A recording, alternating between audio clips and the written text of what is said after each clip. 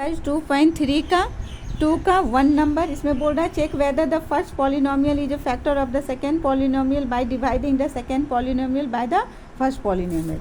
हिंदी में क्या है इसमें क्वेश्चन में, पहले बहुपद से दूसरे बहुपद को भाग करके जांच कीजिए कि प्रथम बहुपद द्वितीय बहुपद का गुणनखंड है या नहीं। गुणनखंड कब होगा?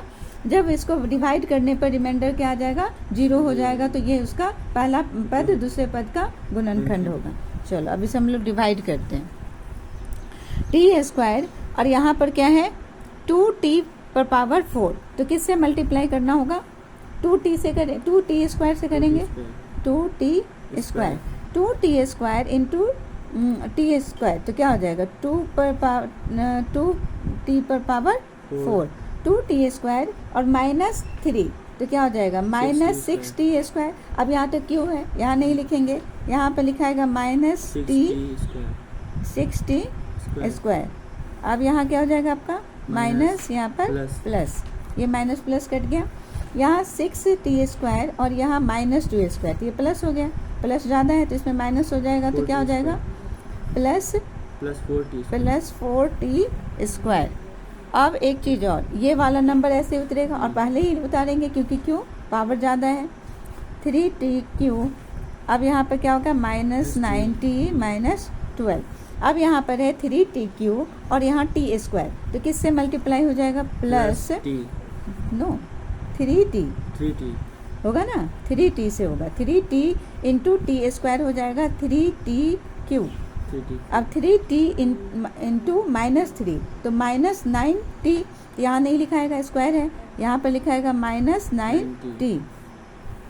अब यहाँ पर क्या हो जाएगा तुम्हारा, यहाँ पर माइनस, यहाँ पर प्लस, तो ये माइनस प्लस कट गया, ये पहले क्या उतरेगा 4t स्क्वायर और यहाँ -9 हो गया, ये 9t, ये भी कट जाएगा, कटेगा ना, तो यहाँ क्या हो गया 12। अब किससे डिवाइड होगा?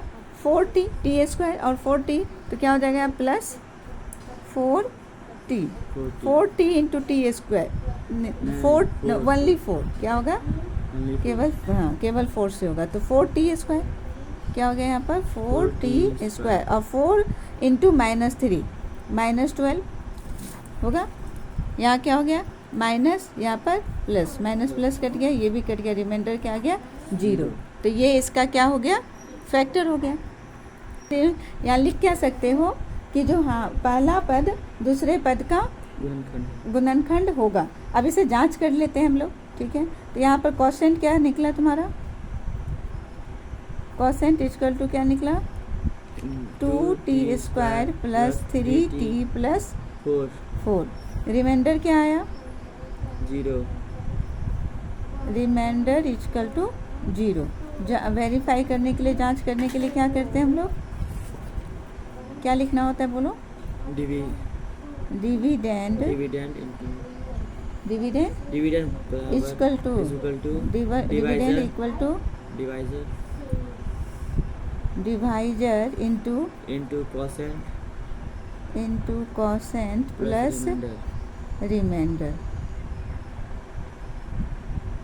रिमाइंडर, ठीक है। अब यहाँ डिवाइजर क्या आया है तुम्हारा, divisor equal to t square -3 और रिमाइंडर तो 0 है, ठीक है। और डिविडेंड कितना है, डिविडेंड लिखिए 2t पर power 4 plus 3t³ -2t square -9t -12।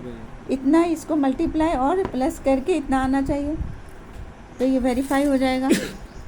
और अगर डिवाइजर कितना है तुम्हारा t स्क्वायर -3 इंटू कोसेंट कितना है 2t square plus 3t plus 4 और रिमाइंडर कितना है 0। अब इसको सॉल्व करो, t square into 2t square क्या हो गया 2t4 हो गया, t स्क्वायर पहले एक को करते हैं हम लोग, टी स्क्वायर और प्लस 3t कितना हो जाएगा 3t³ टी स्क्वायर और प्लस 4 कितना हो गया 4t स्क्वायर। अब इसे करना है -3 इंटू 2t स्क्वायर, तो -6t स्क्वायर होगा, -6t स्क्वायर।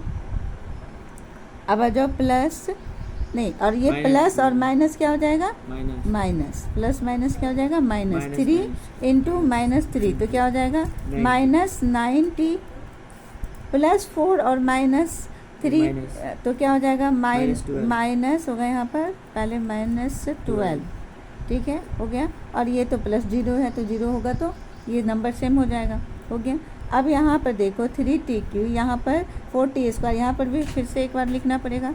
यहाँ क्या आ गया, 2T⁴ प्लस 3TQ, और ये सेम है तो जुड़ेगा, ये -6 और ये कटे, हाँ, और साइन किसका हो जाएगा, माइनस का साइन होगा।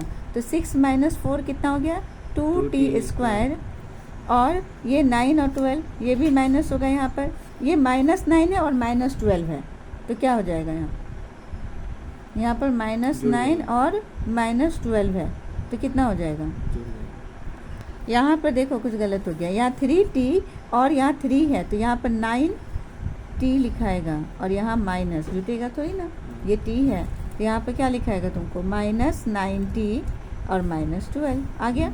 Dividend equal to divider into quotient plus remainder, तो ये क्या हो गया, प्रूफ हो गया कि फर्स्ट जो बहुपद है वो सेकेंड बहुपद का क्या, प्रथम बहुपद द्वितीय बहुपद का एक गुणनखंड है। लिख देंगे अब, हिंदी में लिखो, चूँकि, या इंग्लिश में भी लिख सकते हैं या हिंदी में ही लिखो, चूँकि रिमाइंडर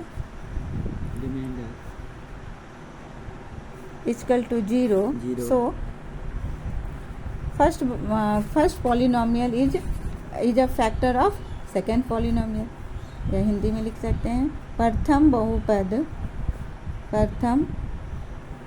यहाँ पे प्रथम बहुपद द्वितीय बहुपद का एक